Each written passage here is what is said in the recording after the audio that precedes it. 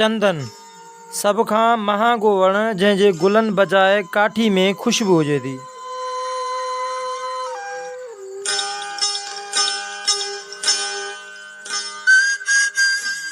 सिंध में जेके वण बिल्कुलु ई नायाब थी वजूद विञाए चुका आहिनि, जंहिंजो हाण को ॾस पतो बि नथो मिले, उन्हनि जो ज़िक्र या त हिकमत या कुझु मज़हबी किताबनि मिले थो या पोइ नेट ते मिले थो। हाणे त उहे झूना बि हलिया विया जिन कॾहिं चंदन जो वणु ॾिठो हुजे ऐं उन बाबति कुझु ॿुधाए सघनि।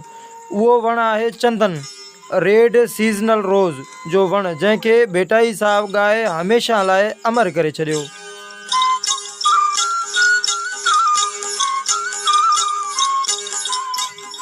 सदाबहार ख़ूबसूरत ख़ुशबूदार मुक़दस अणलभ ऐं क़ीमती वणु चंदन दुनिया जो त महांगो वणु आहे, अलाए न, पर उन जी काठी पाकिस्तान ऐं सिंध में सभ खां वधीक महांगी ज़रूरु आहे। ॿियूं काठियूं जिते फुटनि जे हिसाब सां विकामनि थियूं, उते हिन जी काठी तौर जे हिसाब सां मिले थी। सिंध में हिन वण जी वजूद बाबति को ॿियो पको पुख़्तो सबूत कोन थो मिले। अलबत्ता झूननि वटां इहे ख़बरूं ऐं रिवायतूं ज़रूरु मिलनि थियूं त हीउ वणु हमीर सूमरे जे दौर हुकूमत में हीउ वणु सिंध में मौजूदु हो, या पोइ मूमल राणे वारे वक़्तु माथेले वारे पासे बि हिन जो ॾस मिले थो त साॻे वक़्तु थर जा के झूना पंहिंजे वॾनि खां ॿुधनि उहे ॻाल्हियूं बि कनि था त जॾहिं उहे वापार सांगे उठनि घोड़नि ऐं गॾनि वग़ैरह ते सफ़र कंदा हुआ त खेनि वाट में राति पवंदी हुई त उहे चंदन जे वण हेठां राति गुज़ारण खे तरजीह ॾींदा हुआ।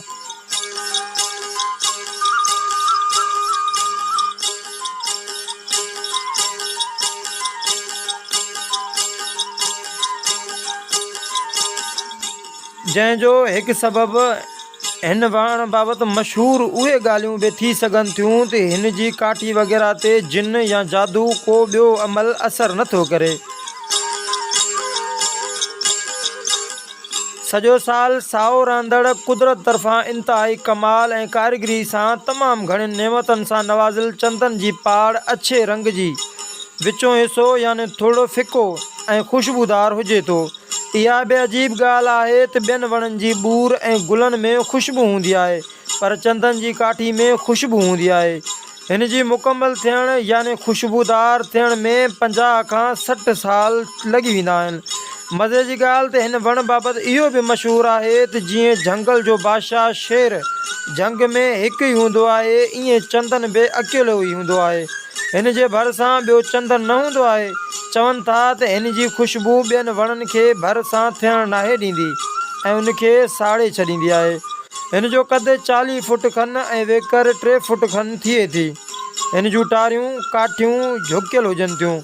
हिन जो मेवो वाङणाई रंग ते थिए थो, जंहिंखे पखी बि शौक़ सां खाइनि था। हूअं बि दुनिया जे मुख़्तलिफ़ मुल्कनि में थिए थो, पर इंडिया, नेपाल, बांग्लादेश, ऑस्ट्रेलिया ऐं श्रीलंका वग़ैरह में हिन खे हथरादू नमूने बि लॻायो वञे थो। उन्हनि मुल्कनि में हिन जूं नर्सरियूं ठाहे उन्हनि में पोखे वधाए पोइ ॿेला पोखिया वञनि था। दुनिया में भारत ऐं ऑस्ट्रेलिया जे चंदन खे बहितरीनु सम्झिबो आहे। भारत में त हिन खे पाक पवित्र वणु सम्झियो वञे थो। चोरी खां बचण लाइ हिन जूं नर्सरियूं छितियुनि ते ठाहिबियूं आहिनि। भारत में वॾनि अमीरनि खे अग्नि संसार करण वक़्तु हिन काठी जो इस्तेमालु लाज़मी हूंदो आहे। इंदिरा गांधी ऐं राजीव गांधी लाइ चयो वञे थो त उन्हनि लाइ सभु काठियूं चंदन जूं ई इस्तेमालु कयूं वयूं हुयूं। बाक़ी ग़रीब गुरबे लाइ हीअ काठी महांगी हुजण सबबु हूअं ई हुननि जी पहुच खां परे हुजे थी, पर के माण्हू हिन जी काठी जो थोरो घणो टुकड़ो उन मौक़े ते इस्तेमालु करण खे अफ़ज़ल सम्झंदा आहिनि। शादी जे मुख़्तलिफ़ रस्मनि में बि हिन काठी जो इस्तेमालु लाज़मी हुजे थो। जादू ऐं अहिड़नि ॿियनि इल्मनि जे असरनि खां बचण लाइ हिन जी काठी जो वास बि ॾिबो आहे। हिन काठी जो कोयलो नाहे थींदो, बल्कि उहा सड़ी रख थी वेंदी आहे।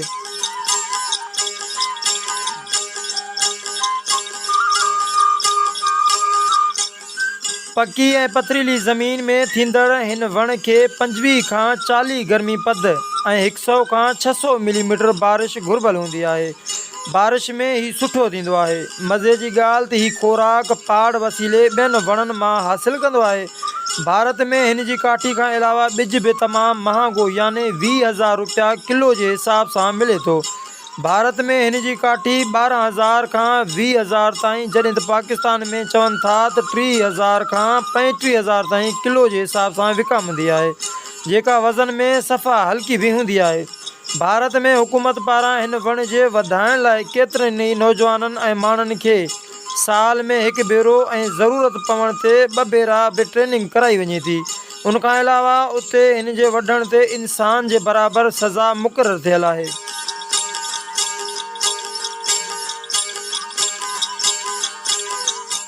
चंदन 2 क़िस्मनि जो थिए थो, हिकु अछो ऐं ॿियो ॻाढ़ो। अछो चंदन 20 खां 40 फुट ऐं ॻाढ़ो 15 खां 25 फुटनि ताईं जो थिए थो। ॻाढ़े जो कद नंढो, खल कारी ऐं भूरे रंग जी हुजे थी। हिन जा गौच ॾाढा नरम रहनि था। हिन जा पन टारी में बिटा ऐं हेठि मुड़ियल हुजनि था।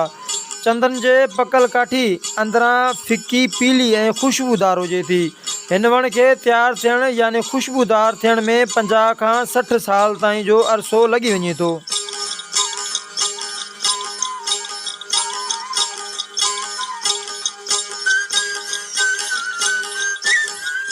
हिन जी ख़ुशबू जे करे हिन ते पोपट ऐं भंवरा हमेशह हिन ते मुड़ियल हुजनि था ऐं नाग हिन जी सुरहाण जे वास वठण लाइ हिन में अची रहंदो आहे।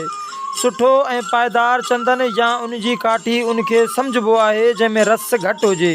उन रस मां ई तेल निकिरंदो ठहंदो आहे, जंहिंजो ज़ाइको कड़ो पर ख़ुशबूदार हूंदो आहे।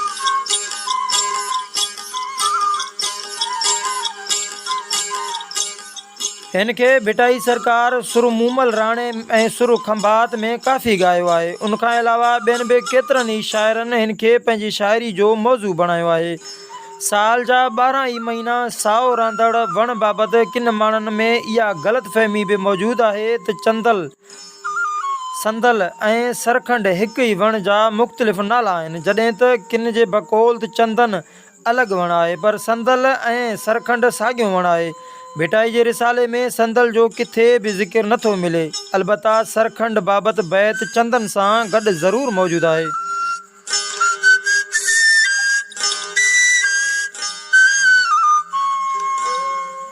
चंदन जी काठी मां मुख़्तलिफ़ शयूं बि ठहनि थियूं। हिन मां ठहियल पींघे जी त ॻाल्हि ई निराली हुजे थी। हिकु पींघे में लुॾण जा मज़ा, ॿियो काठी जी सुरहाण ऐं टियों जेको दिलि घुरियो गॾु हुजे त पोइ बाक़ी खपे बि त छा। वॾा माण्हू पंहिंजनि ॿारनि जी शादियुनि में चंदन जी काठी जा हिंदोरा ॾींदा आहिनि। हिन जी काठी मां उठनि जा पाखड़ा बि ठाहिबा हुआ।